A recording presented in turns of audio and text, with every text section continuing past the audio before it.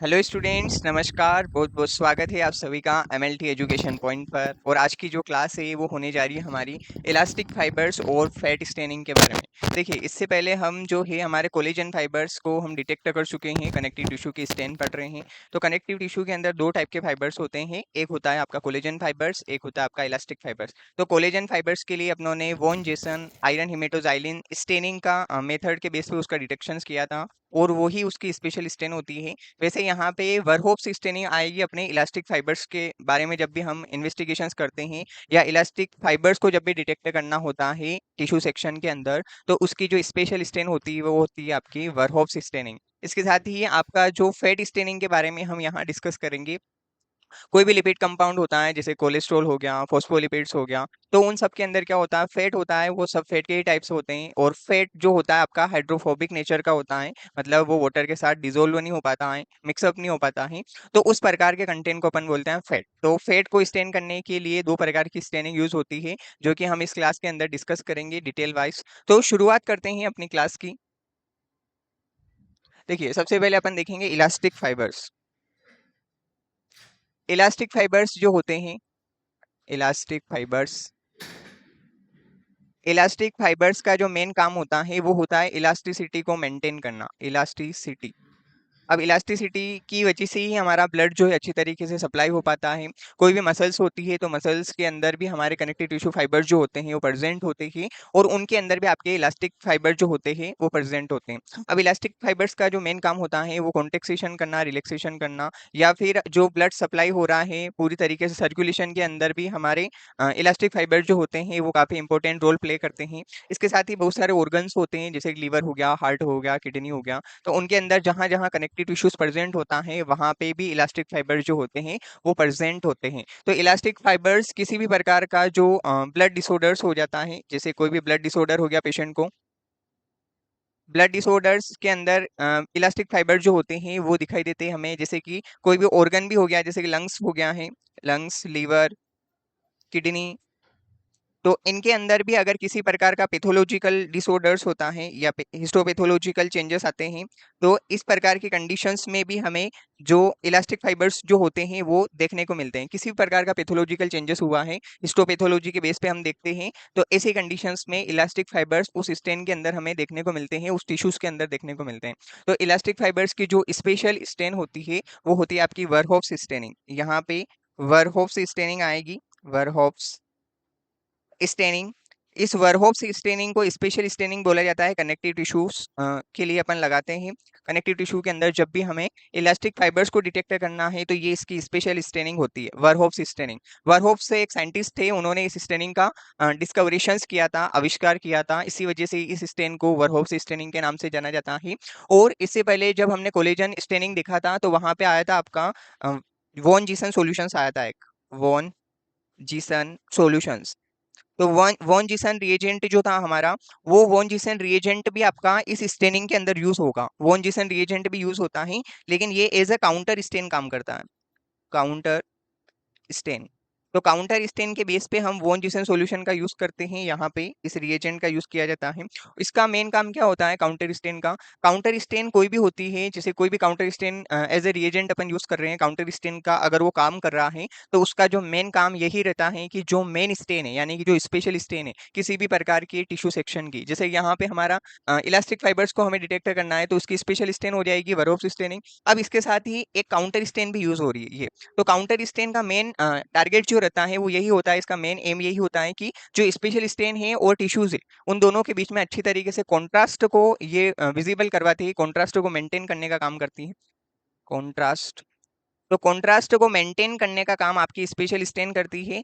और कॉन्ट्रास्ट का जो मेन काम होता है यही होता है कि भाई आप जिस प्रकार के टिश्यू कंपोनेंट को देखना चाहते हैं स्टेनिंग के अंदर, वो आपका अच्छी तरीके से विजिबल हो पाए, या हम अच्छी तरीके से जब उसको माइक्रोस्कोपिक ऑब्जर्वेशन करें स्पेशल पार्ट का जिसको भी हमें स्टेन करना है by the through the special stain, या स्पेशल स्टेन के द्वारा अगर आप किसी भी स्पेशल पार्ट को स्टेन करना चाहते हैं तो वहां पे काउंटर स्टेन जो होती है वो यूज होती है। और इसका मेन काम हमेशा कॉन्ट्रास्ट को मेंटेन करने का रहता है, ताकि आप अच्छी तरीके से सेल के सभी कंपोनेंट को ऑब्जर्व ऑब्जर्व कर पाएँ जब भी आपको माइक्रोस्कोपिकली ऑब्जर्वेशन करना हो तब, या माइक्रोस्कोप के अंदर जब भी हमें देखना होता है स्टेनिंग करने के बाद, तो हम अच्छी तरीके से किसी भी प्रकार के टिश्यू कंपोनेंट के जो होते हैं उनके अंदर अलग-अलग टाइप के जो मेन इंग्रीडिएंट होते हैं, जैसे फाइबर्स होते हैं, तो उनको हम अच्छी तरीके से देख पाते हैं। वो हमारा जो काम करेगी वो होगी काउंटर स्टेन। वो बस वॉन जीसन सॉल्यूशन वहाँ पे भी यूज़ हुआ था, वॉन जीसन सॉल्यूशन जो है यहाँ पे भी यूज़ होगा। ये आपका यहाँ पे काउंटर स्टेन का काम करेगा वर्होव्स स्टेनिंग के अंदर। और वर्होव्स स्टेनिंग आपकी इलास्टिक फाइबर्स की स्पेशल स्टेन होती है, जो कि इलास्टिक फाइबर्स को डिटेक्ट करने के लिए यूज़ होती है। अब जो रहता है आपका फैट स्टेनिंग, एक और स्टेनिंग अपन पढ़ेंगे यहाँ पे, फैट स्टेनिंग। फैट स्टेनिंग जो रहती है, जैसे कि फैट सबसे पहले अपन देखते हैं, तो फैट जो होता है आपका हाइड्रोफोबिक नेचर का होता है। फैट क्या होता है? Hydrophobic. Fat is an hydrophobic nature. ठीक है, कोई भी फैट होता है तो वो हाइड्रोफोबिक नेचर का होता है। फैट है मतलब ये किसका टाइप से है? फैट को किस नाम से जाना जाता है? लिपिड्स के नाम से। फैट का दूसरा नाम क्या होता है? लिपिड्स के नाम से ही जाने जाते हैं। हमारी बॉडी के अंदर बहुत सारे लिपिड्स होते हैं, जैसे कि एक ग्लाइकोलिपिड्स होता है। ग्लाइकोलिपिड्स, ग्लाइकोलिपिड्स मतलब ग्लूकोज और लिपिड्स दोनों एक दूसरे के साथ कंबाइंड होते हैं, और वहां पे जो लिपिड्स फॉर्म होता है उसको बोलते हैं अपन ग्लाइकोलिपिड्स। ठीक है, ये किसका टाइप से है? कंपाउंड लिपिड्स का टाइप है। अलग अलग टाइप के लिपिड्स होते हैं, सिंपल लिपिड्स होते हैं, कंपाउंड लिपिड्स होते हैं, डिराइव्ड लिपिड्स होते हैं, और भी टाइप्स जो होते हैं लिपिड्स के वो होते हैं। तो यहाँ पे कंपाउंड लिपिड जो है उसका टाइप्स कौन सा है? ग्लाइकोलिपिड्स है। वैसे ही एक और आता है आपका फॉस्फोलिपिड्स आता है, फॉस्फोलिपिड्स। तो अलग-अलग टाइप के लिपिड्स जो होते हैं प्रेजेंट होते हैं। कोई भी हमारी बॉडी के अंदर सेल होती है, जैसे कि इस प्रकार की सेल्स अपन मान सकते हैं। ये ऐसी सेल्स होती है, सेल के आसपास क्या होती है? सेल मेम्ब्रेन होती है, जो कि सेल को कवरिंग करने का काम करती है। और ये सेल मेम्ब्रेन काहे से मिलके बनी होती है? ये बनी होती है आपकी लिपिड्स की। तो हर जगह बॉडी के अंदर सेल्स है, सेल के पास सेल मेम्ब्रेन है, जिससे सेल्स का पूरी तरीके से स्ट्रक्चर जो होता है वो मेंटेन होके रहता है। तो वहां पे कोई भी सेल आप देखोगे तो वहां पे लिपिड्स प्रेजेंट होगा। जैसे कि एनिमल्स होती है, एनिमल्स के सेल्स के अंदर भी लिपिड्स होता है। कोई भी पैथोजन देख लेते हैं अपन, बैक्टीरिया होता है, वायरस होता है, तो उन सबके सेल मेम्ब्रेन जो होती है वहां पे हमें लिपिड्स जो होता है वो देखने को मिलता है। बैक्टीरियल सेल के अंदर भी हमें फॉस्फोलिपिड्स देखने को मिलता है। तो ये कोई भी सेल होती है तो उसका जो मेन स्ट्रक्चर होता है, या सेल मेम्ब्रेन जो होती है वो कैसे मिलकर बनी होती है? लिपिड्स से। तो लिपिड जो है उसको स्टेन करना पड़ता है हमें। यहाँ लिपिड्स की एक स्पेशल स्टेन आएगी। दो स्टेन इसके अंदर यूज होती है, एक होती है ऑयल रेड ओ स्टेन। यहाँ फैट को स्टेन करने के लिए ऑयल रेड ओ स्टेन का हम यूज करते हैं। और ये स्टेन जो होती है यहाँ पे यूज होती है हिस्टोपैथोलॉजी के अंदर, मोस्ट कॉमनली इसी स्टेन का यूज करते हैं। और एक और स्टेन होती है Sudan black B, Sudan black B. इस स्टेन का भी यूज किया जाता है हिस्टोपैथोलॉजी के अंदर। जब भी हम फैट को स्टेन करते हैं तब, तो दो प्रकार की स्टेनिंग यहाँ पे यूज होगी। तो दोनों ही स्टेनिंग के बारे में हम फैट की दोनों स्टेनिंग के बारे में डिस्कस करेंगे। इसके साथ ही इलास्टिक फाइबर जो होता है उसकी जो मेन स्टेन है वो वरहेब्स स्टेन होती है। उस स्टेन के बारे में हम यहाँ पे डिटेल वाइज डिस्कस करेंगे। अब देख लेते हैं सबसे पहले वर्होव्स स्टेनिंग। तो वर्होव स्टेनिंग है मतलब यहाँ पे जो रिएजेंट यूज होगा वो उस रिएजेंट को क्या बोलेंगे अपन? वर्होव्स रिएजेंट। या वहाँ पे जो सॉल्यूशन यूज होंगे वो सॉल्यूशन किस नाम से जाने जाएंगे आपकी? ये सॉल्यूशन जाने जाएंगे आपके वर्होव्स सॉल्यूशन के नाम से। ठीक है, ये वर्होव्स सॉल्यूशन से। अब यहाँ पे देख लेते हैं अपन कि फॉर बेस्ट रिजल्ट, अगर आपको सही तरीके से कोई रिजल्ट चाहिए तो make up solution the same day.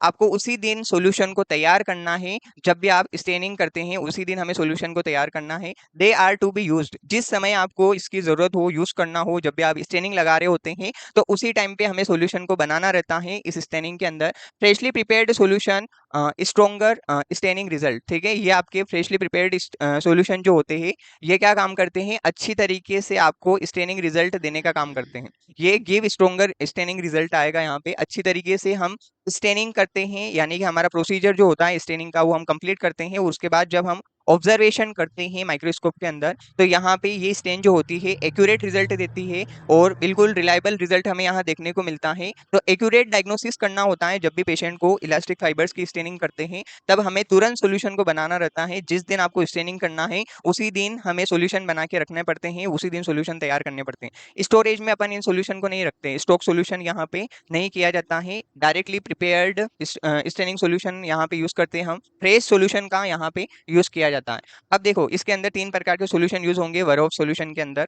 सबसे पहला आएगा हमारा सॉल्यूशन ए। तो सॉल्यूशन ए के अंदर क्या होगा? हिमेटोजाइलिन यहाँ यूज होगा। सॉल्यूशन ए के अंदर हिमेटोजाइलिन जो होता है 5 ग्राम हम लेते हैं। एब्सोल्यूट एल्कोहल 100 ml लेते हैं और डिजोल्व करते हैं, dissolve with aid of heat. या कूल एंड फिल्टर। हमें क्या करना है, ये इस प्रकार से आपका जो कंटेनर है जिसके अंदर भी हम सॉल्यूशन बना रहे हैं, या फ्लास्क अपन मान के चलते हैं, ठीक है, ये हमारा फ्लास्क हो गया। इस फ्लास्क के अंदर हमें सॉल्यूशन बनाना है। तो यहाँ पे हम क्या करेंगे, सॉल्यूशन ए की प्रिपरेशन कर रहे हैं, तो हिमेटोजाइलिन होगा वो 5 ग्राम होगा। ये 5 ग्राम हिमेटोजाइलिन हमने यहाँ ऐड कर दिया। हिमेटोजाइलिन 5 ग्राम सॉल्यूशन हो गया, सोलिडिफाई में हिमेटोजाइलिन।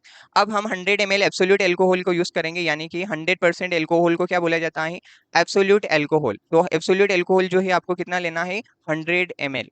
तो 100 ml absolute alcohol liquid form में ही ये आपका एब्सोल्यूट एल्कोहल हो गया। और यहाँ पे आपको 5 ग्राम हिमेटोजाइलिन को ऐड करना है। ये यहाँ पे 5 ग्राम हमने हिमेटोजाइलिन को ऐड कर दिया। तो ये सॉल्यूशन ए प्रिपेयर्ड हो गया है। अब सॉल्यूशन बी को देखें अपन, यहाँ पे सॉल्यूशन ए के अंदर क्या करना पड़ता है, डिसोल्व करना पड़ता है। 5 ग्राम हिमेटोजाइलिन को डिसोल्व करना है 100 ml एब्सोल्यूट एल्कोहल के अंदर। उसके बाद इसको हीट करना है, ठंडा रखना है। हीट करने के बाद जिसे हम क्या करेंगे, इसको कूल करेंगे, रूम टेम्परेचर पे रखेंगे। उसके बाद क्या करना है, ये सॉल्यूशन जो होगा आपका इजीली तैयार हो जाएगा, सॉल्यूशन ए। अब हम एक और सॉल्यूशन इसके अंदर यूज होता है, सॉल्यूशन बी। सॉल्यूशन बी के अंदर फेरिक क्लोराइड की बहुत ज्यादा इंपॉर्टेंस है, क्योंकि फेरिक क्लोराइड यहाँ पे डायरेक्टली स्टेन होता है, न्यूक्लियर को स्टेन यहाँ पे करने का काम आपका हिमेटोजाइलिन का रहता है। और इलास्टिक फाइबर्स को, जो इलास्टिक फाइबर के साथ जो रिएक्ट करता है वो होता है आपका फेरिक क्लोराइड। फेरिक क्लोराइड की बहुत ज्यादा इंपॉर्टेंस है सॉल्यूशन बी के अंदर, क्योंकि फेरिक क्लोराइड जो है यही आपके इलास्टिक फाइबर्स को स्टेन करने का काम करेगा। इलास्टिक फाइबर्स के साथ जो डायरेक्ट रिएक्ट करेगा, यहाँ पे सॉल्यूशन बी के अंदर जो फेरिक क्लोराइड होता है वो डायरेक्टली रिएक्ट करता है स्टेनिंग के टाइम पे। जो इलास्टिक फाइबर्स होते हैं उनके साथ रिएक्ट करने का सबसे पहला काम इसी का होता है। मेन कंपोनेंट अपन इसको बोल सकते हैं इस स्टेनिंग का। और इस फेरिक क्लोराइड को भी यहाँ पे सॉल्यूशन बी जब हम तैयार करेंगे तो 100 ml हमें डिस्टिल वाटर लेना पड़ेगा। यहाँ पे 100 ml हम एब्सोल्यूट एल्कोहल का यूज कर रहे थे हिमेटोजाइलिन को डिसोल्व करने के लिए, यहाँ पे हम डिस्टिल वाटर का यूज करेंगे। ये आपका डिस्टिल वाटर हो जाएगा 100 ml। 100 ml डिस्टिल वाटर है। और यहाँ पे फेरिक क्लोराइड जो रहेगा आपका, फेरिक क्लोराइड कितना रहेगा, 10 ग्राम। 10 ग्राम फेरिक क्लोराइड को हमें ऐड करना है। फेरिक क्लोराइड, फेरिक क्लोराइड को 10 ग्राम लेना है, उसको डिसोल्व करना है 100 ml डिस्टिल वाटर के अंदर। सॉल्यूशन ए के अंदर भी हम 100 ml एब्सोल्यूट एल्कोहल लेते हैं और 5 ग्राम वहाँ पे हिमेटोजाइलिन यूज होता है। तो सॉल्यूशन ए और सॉल्यूशन बी का प्रिपरेशन है। अब एक और आएगा आपका सॉल्यूशन सी। सॉल्यूशन सी को लुगोल्स आयोडीन सॉल्यूशन जिसको बोला जाता है। आयोडीन यहाँ पे 1 ग्राम यूज होगा। पोटेशियम आयोडीन जो रहता है वो 2 ग्राम हम ऐड करते हैं, और डिस्टिल वाटर 100 ml। सॉल्यूशन सी जो है हमारा, इसके अंदर भी आपका 100 ml डिस्टिल वाटर होगा। यहाँ पे भी 100 ml डिस्टिल वाटर लेना है जब भी हम सॉल्यूशन सी को तैयार करें तब। पोटेशियम आयोडाइड जो होगा, पोटेशियम आयोडीन यहाँ पे 2 ग्राम लेना रहेगा। 2 ग्राम पोटेशियम आयोडीन जो रहेगा उसको हम लेंगे। और 1 ग्राम यहाँ पे आयोडीन सॉल्यूशन ऐड किया जाएगा। 1 ग्राम किसको लेना है, आयोडीन को लेना। तो ये आपका सॉल्यूशन सी जो होगा वो पूरा तैयार हो जाएगा। अब हमें क्या करना है, जब भी हम वर्किंग सॉल्यूशन बनाते हैं तो इसी कंडीशन में क्या करना है, 8 ml ऑफ सॉल्यूशन बी, यानी कि 3 प्रकार के सॉल्यूशन ही ये आपका वर्किंग सॉल्यूशन हम तैयार कर रहे हैं वरहोफ सॉल्यूशन का। वरहोफ्स रिएजेंट जो है या वरहोफ्स स्टेनिंग हमें करना है। तो वरहोफ सॉल्यूशन बनाते टाइम क्या करना है, इसके अंदर 3 प्रकार के सॉल्यूशन यूज होंगे, ए बी और सी। तो सॉल्यूशन ए जो रहेगा उसकी क्वांटिटी कितनी रहेगी, हमें 20 ml लेना है। सॉल्यूशन ए जो है, सॉल्यूशन ए आपको 20 ml लेना है। वर्किंग सॉल्यूशन हम बना रहे हैं, सॉल्यूशन ए की क्वांटिटी कितनी है, 20 ml, जिसके अंदर क्या है आपका 100 ml एब्सोल्यूट अल्कोहल था, 5 ग्राम जो था हिमेटोजाइलिन था। इसकी क्वांटिटीज कितनी लेंगे, डिसोल्व वाले सॉल्यूशन ए की हमें यहाँ पे 20 ml सॉल्यूशन ए लेना है। उसके बाद जो सॉल्यूशन बी है वो कितना लेंगे, 8 ml। 8 ml सॉल्यूशन बी लेना है।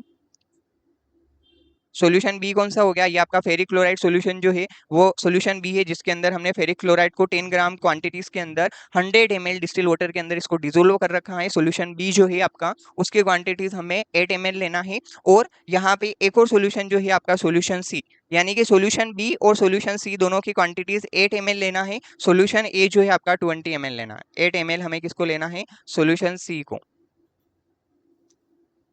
सॉल्यूशन सी की क्वांटिटीज कितनी लेंगे हम, 20 ml नहीं लेंगे, सॉल्यूशन ए की 20 ml लेंगे, सॉल्यूशन बी की 8 ml लेंगे, और सॉल्यूशन सी की भी आपकी 8 ml ली जाएगी। बी और सी की सेम क्वांटिटीज रहेगी। सॉल्यूशन ए जो है यहाँ पे जो आपका काम करेगा, हिमेटोजाइलिन सॉल्यूशन काउंटर स्टेन का काम करेगा यहाँ पे। तो यहाँ पे 5 ग्राम जो रहेगा आपका हिमेटोजाइलिन यहाँ पे यूज होगा ये आपका डायरेक्टली जो रहेगा ये आपका स्टेन करेगा, आपके जो न्यूक्लियर कंपोनेंट होते हैं उनको स्टेन करने का काम हिमेटोजाइलिन करता है, क्योंकि ये एल्केलाइन डाइज होती है और ये सेल के एसिड पार्ट को स्टेन करने का काम करती है। सॉल्यूशन ए के अंदर यहाँ पे हिमेटोजाइलिन इसी वजह से यूज हो रहा है।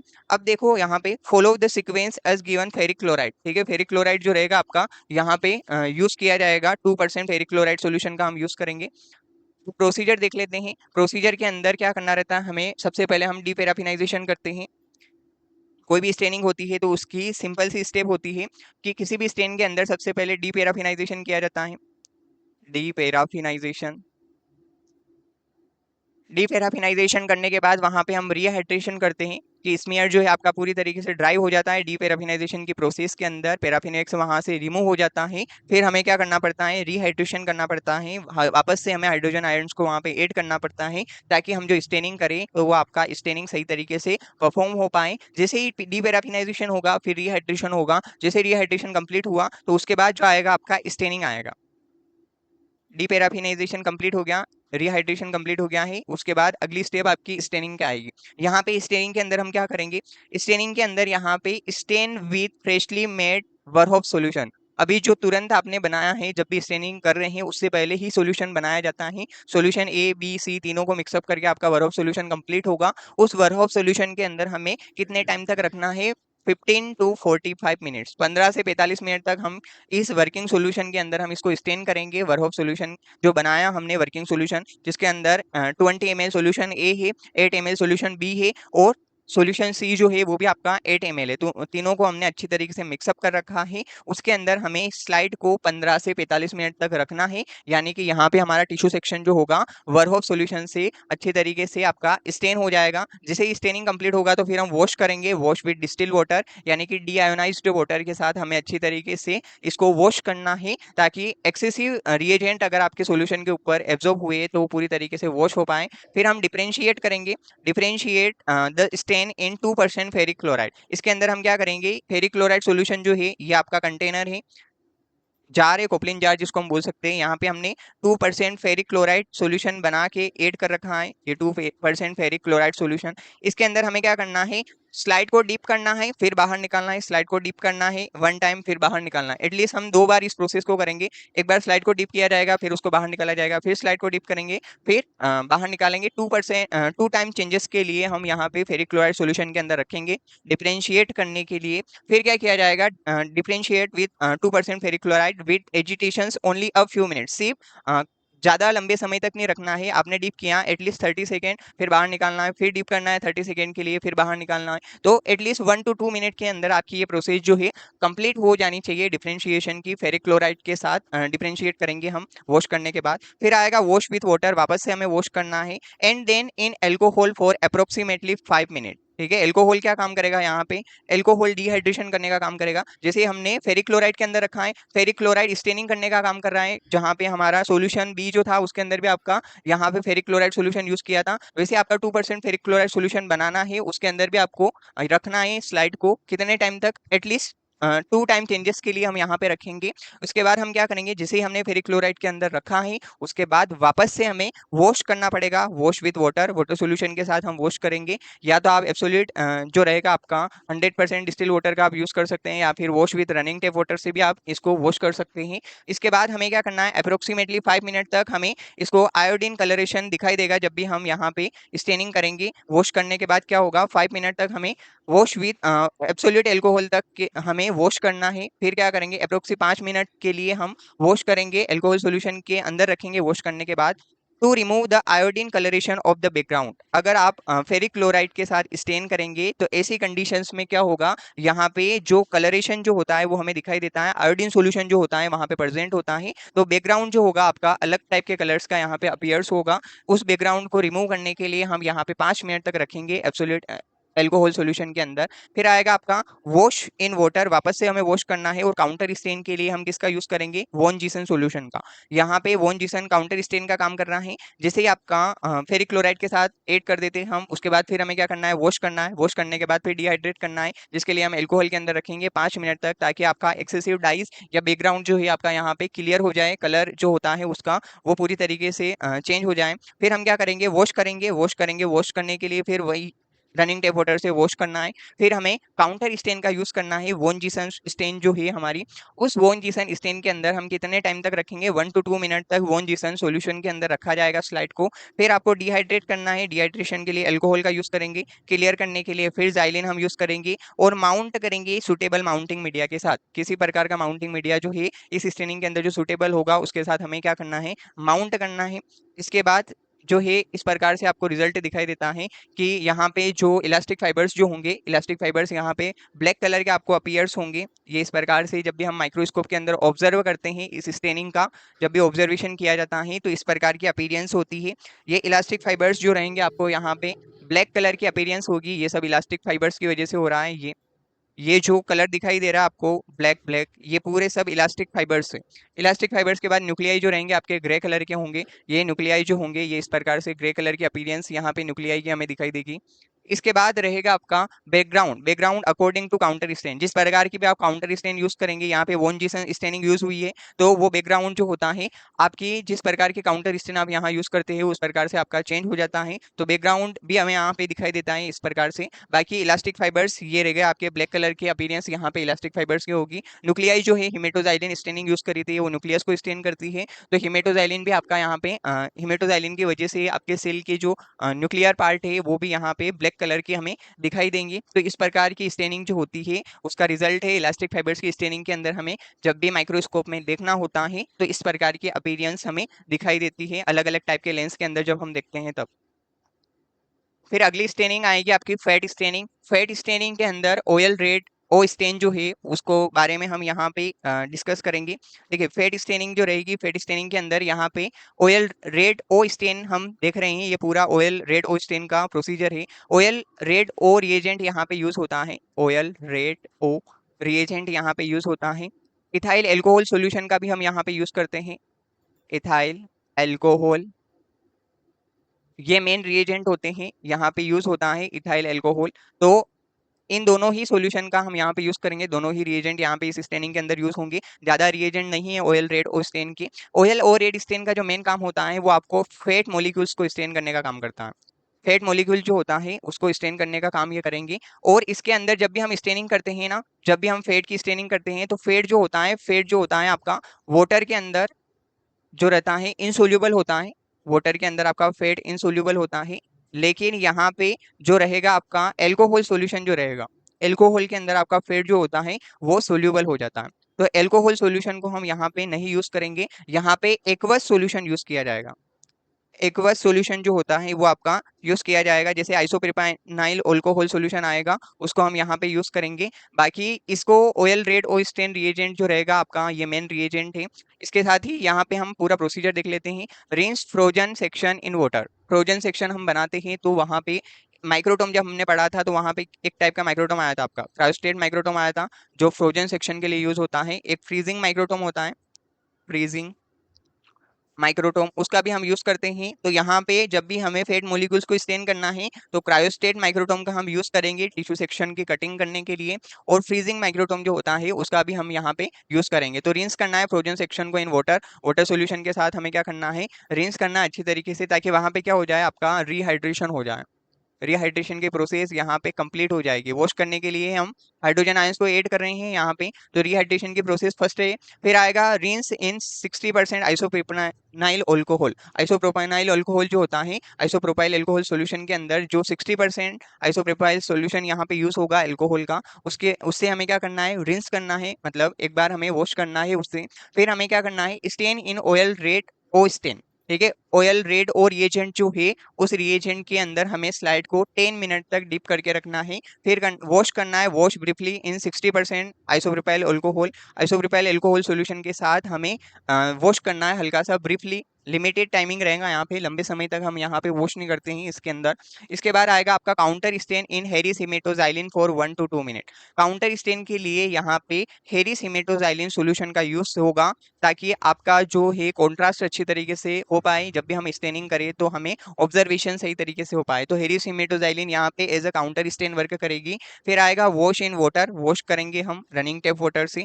Blow in ammonia water, blueing solution जो है अगर आपका ज़्यादा हो गया है तो इसी कंडीशन में अमोनियम सोल्यूशन के साथ हम रखेंगे। If section are too dark, जब आपका टिश्यू सेक्शन ज़्यादा डार्क हो जाए। When removed from the haematoxylin, जब भी आप हिमेटोजाइलिन से स्लाइड को रिमूव करते हैं तब हमें ज़्यादा डार्क कलर यहाँ पे अपीयर्स हो जाता है, तो इसी कंडीशन में हमें ब्लोइंग की प्रोसेस करना पड़ती है। They may be differentiated in 1% acetic water, acetic जो रहेगा वाटर उसका हम यूज करेंगे और वहां पे एक लिमिटेड टाइमिंग तक यानी कि 30 सेकेंड्स तक हम वहां पे 1% एसिड सॉल्यूशन के अंदर हम स्लाइड को रखेंगे। उसके बाद then blend into blue in ammonia water, ठीक है। उसके बाद हमें इसको कहाँ रखना है, अमोनियम सॉल्यूशन जो है, अमोनिया वाटर जो है उसके अंदर हमें स्लाइड को रखना रहता है। वॉश इन वाटर, वापस से हमें वॉश करना है वाटर सॉल्यूशन के साथ। इसके बाद फिर माउंटिंग करना है और एक्वस माउंटिंग मीडिया यहाँ पे यूज होता है। यहाँ पे कोई भी एल्कोहल सोल्यूबल माउंटिंग मीडिया नहीं यूज होता है, ठीक है। ऐसा माउंटिंग मीडिया यूज नहीं करना है जिसके अंदर एल्कोहल सॉल्यूशन प्रेजेंट हो, क्योंकि एल्कोहल वाला माउंटिंग मीडिया अपनों ने यूज किया है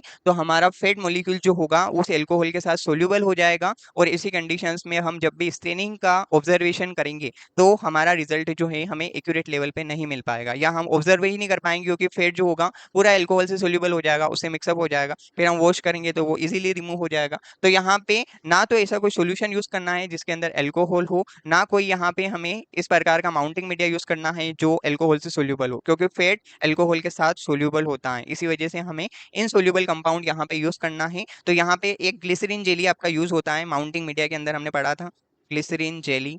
तो ग्लिसरीन जेली जो होता है एक एक्वस सॉल्यूशंस होता है और ये आपका एल्कोहल नहीं होता है इसके अंदर। इसी वजह से जब भी हम लिपिड्स कंपाउंड की स्टेनिंग करते हैं यानी कि फैट मॉलिक्यूल्स की स्टेनिंग करते हैं तो ऐसी कंडीशंस में हमें इस माउंटिंग मीडिया का यूज करना रहता है।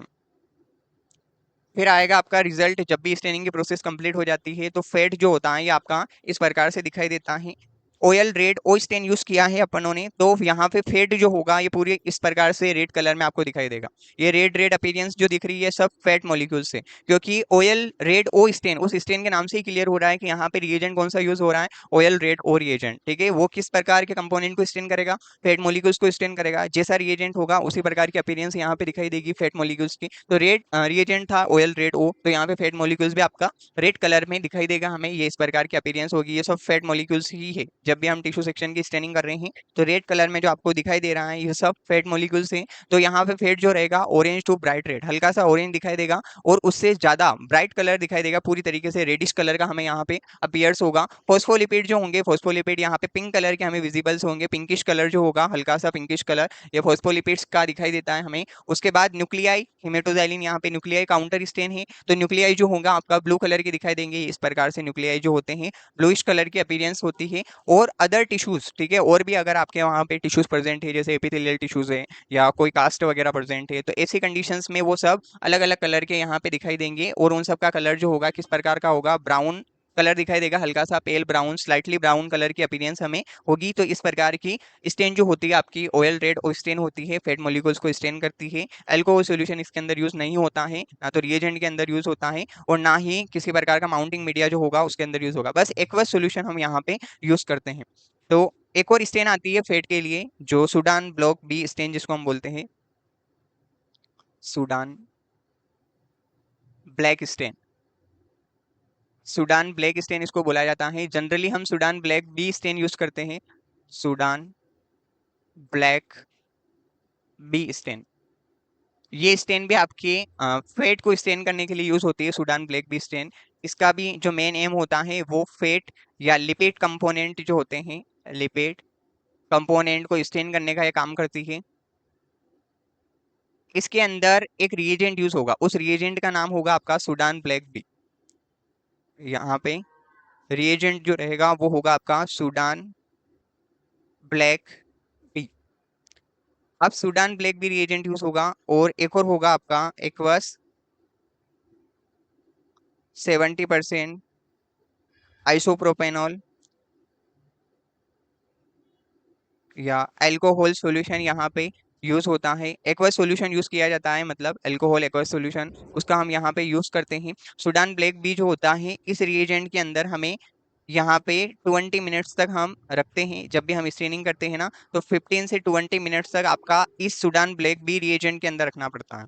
ठीक है, सूडान ब्लैक बी रिएजेंट जो होगा, जब भी हम स्टेनिंग करेंगे तो यहाँ पे 15 से 20 मिनट तक हम इसके अंदर रखेंगे। और आइसोप्रोपाइन अल्कोहल जो होता है इसके अंदर शॉर्ट पीरियड के लिए रखा जाता है, यानी कि 3 to 5 मिनट तक हम इसके अंदर रख सकते हैं। तो ये आपका स्टेनिंग सूडान ब्लॉक बी के अंदर हम करते हैं, तब आपके दो रिएजेंट यूज होंगे। ये इनका स्टेनिंग टाइमिंग है, कितने टाइम तक हम किसके अंदर रखना है। बाकी सारी चीजें जनरल वही रहेगी। डीपेराफिनाइजेशन करना है, इसके साथ फिर हमें रिहाइड्रेशन करना है, क्लियरिंग करना है, माउंटिंग करना है, डिहाइड्रेशन करना है। तो अलग अलग टाइप की जो स्टेनिंग प्रोसेस होती है, जो प्रोसेसिंग कॉमन है, सारी प्रोसेसिंग वही होगी, स्टेप वही होगी। बस स्टेनिंग का हमें ध्यान रखना है कि यहाँ पे सूडान ब्लैक भी सॉल्यूशन के अंदर 15 से 20 मिनट तक हम रखेंगे। और एक और सोल्यूशन होगा, एक्वा सोल्यूशन, जिसके अंदर हम 3 से 5 मिनट तक रखेंगे स्टेनिंग के टाइम पे। यहाँ पे जैसे कि कोंगो रेड जो सॉल्यूशन था आपका, मतलब ऑयल रेड ओ स्टेन था, ऑयल रेड ओ स्टेन के अंदर आपका जो लिपिड्स था वो रेड कलर का दिखाई दे रहा था। यहाँ पे सूडान ब्लैक के अंदर जब भी हम इस स्टेनिंग से हम स्टेन करेंगे, तो ऐसी कंडीशन में आपका जो लिपिड्स कंपोनेंट होता है, लिपिड्स यहाँ पे ब्लैक कलर में दिखाई देते हैं। लिपिड जो होगा, जब भी हम माइक्रोस्कोप में देखेंगे तो लिपिड्स आपको ब्लैक कलर की अपीयरेंस होगी, क्योंकि सूडान ब्लैक भी रिएजेंट यूज हुआ है। रिएजेंट ही आपका ब्लैक भी है, तो यहाँ पे लिपिड जो होगा ब्लैक कलर का अपीयर्स होगा। ठीक है, बाकी काउंटर स्टेन काम करेगी अदर कंपोनेंट को स्टेन करने का लिए। तो लिपिड जो होगा हम यहाँ पे ब्लैक कलर की अपीयरेंस होती है जब भी हम इसे स्टेन करते हैं सूडान ब्लैक बी से। तो ये भी आपकी एक एडिशनल मेथड है जो कि फैट मॉलिक्यूल्स को स्टेन करने के लिए यूज होती है। तो ये सारी स्टेनिंग मेथड थी जो हम डिस्कस कर चुके हैं। तो यहाँ पे हमारे दो पार्ट पूरी तरीके से कंप्लीट हो गए हैं, एक फैट मॉलिक्यूल्स और एक आपके इलास्टिक फाइबर जो है उनको हम स्टेन कर चुके हैं। तो नेक्स्ट क्लास रहेगी, उसके अंदर हम नए टॉपिक के बारे में डिस्कस करेंगे। Thank you for joining me. बने रहिए आप एमएलटी एजुकेशन पॉइंट के साथ।